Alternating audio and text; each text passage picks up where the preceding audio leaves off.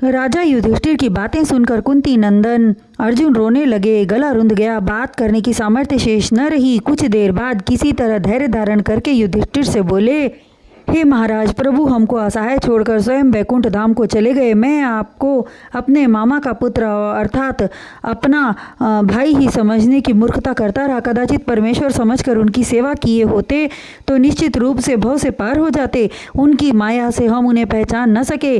ठीक उसी तरह जिस तरह दक्ष प्रजापति के श्राप से ग्रसित होकर कोढ़ी तन पाकर चंद्रमा बहुत दिनों तक समुद्र के गर्भ में छिपे रहे। यह बात सर्वविदित है कि चंद्रमा के पास अमृत रहता है, किंतु अमृत पाने के 8 प्रहर कामना करने वाली मछलियां चंद्रमा को न पहचान सकी। ठीक उसी तरह श्री कृष्ण जी को हम परमेश्वर न जानकर सदा ही यही समझते रहे कि ये यदुवंशी हैं।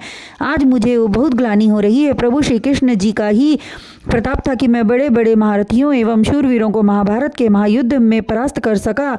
अब मुझे ज्ञान हुआ कि मैं और कोई मेरा गांडीव में कोई सामर्थ्य न थी।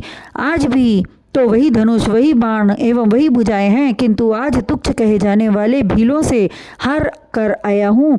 वे लोग सभी कुछ मेरे रहते हुए लूट कर ले गए और मैं कुछ न कर सका। जब कभी भी मैं विपत्ति में फंसता था, प्रभु हमारी सहायता किया करते थे।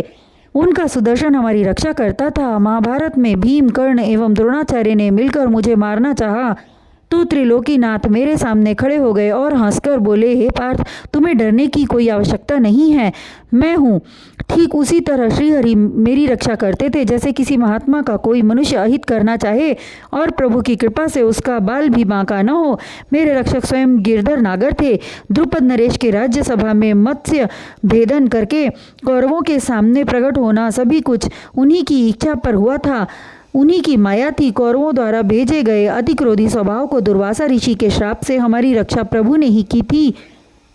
वे सब बीती हुई बातें याद करके मेरा मन अस्थिरता की ओर बढ़ रहा है। हे बड़े भाई एवं हस्तिनापुर के राजा श्रीमान धर्मराज जी, मैं और प्रभु एक ही थाली में भोजन करके एक ही शैया पर रात्रि विश्राम करते थे।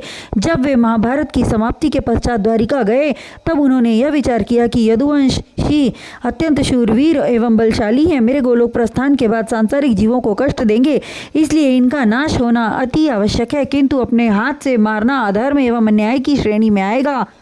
और अपनी माया फैलाकर यदुवंशियों से ऋषि दुर्वासा के सामने उल्टा कार्य करने को प्रेरित कर दिया। फलस्वरूप ऋषि के क्रोध रूपी श्राप का भाजन बने और आपस में लड़कर मर गए। हे राजा धीराज, धर्म के रक्षक धर्मराज, उन्होंने दारुक नाम के अपने सारथी से मेरे लिए संदेश भेजा था कि मेरे वियोग में लेश मात्र भी शोक मत करना और मेरे द्वारा दिए गए गीता के उपदेशों का पालन करना। शरीर को नश्वर और आत्मा को परमात्मा का स्वरूप जानकर सांसारिक मोह बंधन से दूर रहना। प्रभु के वही ज्ञान हमें संतोष प्रदान कर रहे हैं। अतः हम सभी भाइयों की भलाई इसी में है कि अपना राजपाट परीक्षित को सौंपकर स्वयं तप करने के लिए प्रस्थान करें। यह सुनकर युधिष्ठिर अत्यंत मधुर स्वर में बोले, तुम्हारा कथन सत्य है। यह कहकर मुरली मनोहर की याद में स्वयं धर्मराज भी विलाप करने लगे।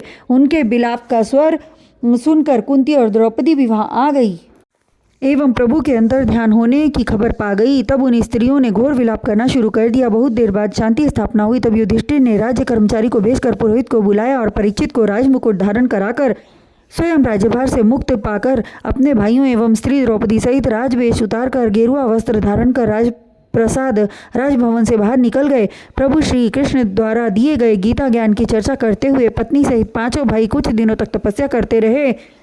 फिर हिमालय की तलहटी में चले गए, जहाँ बारी बारी से उन लोगों ने अपने तन को गला दिया और ज्ञान तथा नीति के भंडार महात्मा विदुर जी प्रभास क्षेत्र में जाकर अपने तन को त्याग किया।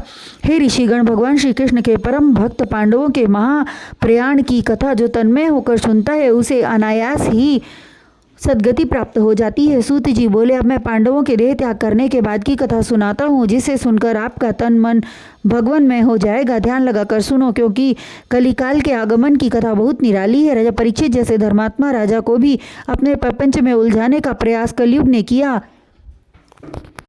वह कैसे? एक साथ ऋषि मुनियों ने आश्चर्य में पड़कर सूत जी से पूछा। तब सूत जी बोले, हे शौनक ऋषियों, राजा के परीक्षित एक धर्मात्मा राजा हुए। उन्होंने 3 बार महायज्ञ किया, जिससे कि उनके राज्य में कभी अकाल न पड़े, भुखमरी न फैले, अन्न जल की कभी कमी न हो। धर्म के राजा प्रजा का पालन करते। जिस समय अश्वमेध यज्ञ करने के लिए 7 द्वीपों के राजाओं को जीत कर अपने वश में कर लिया और यह विचारा कि धर्मराज युधिष्ठिर के समय द्वापर युग था, अब कलयुग आ गया है। मेरे राज्य में कलयुग ने प्रवेश पा लिया है या नहीं, यह जानने के लिए स्वयं नगर से बाहर निकले और अपनी प्रजा को समझा दिए कि आप सभी लोग धर्म पर स्थिर रहना और स्वयं दिग्विजय के लिए सेना सहित निकल पड़े। जिस देश में राजा परीक्षित अपनी सेना लेकर पहुंचते, उस देश का राजा उनके प्रताप को देखकर उनकी अधीनता स्वीकार कर लेता। राजा परीक्षित भी किसी को सताते न थे, बल्कि राजाओं द्वारा मिलने वाले सम्मान का उत्तर सम्मान से देते हुए आगे प्रस्थान कर जाते।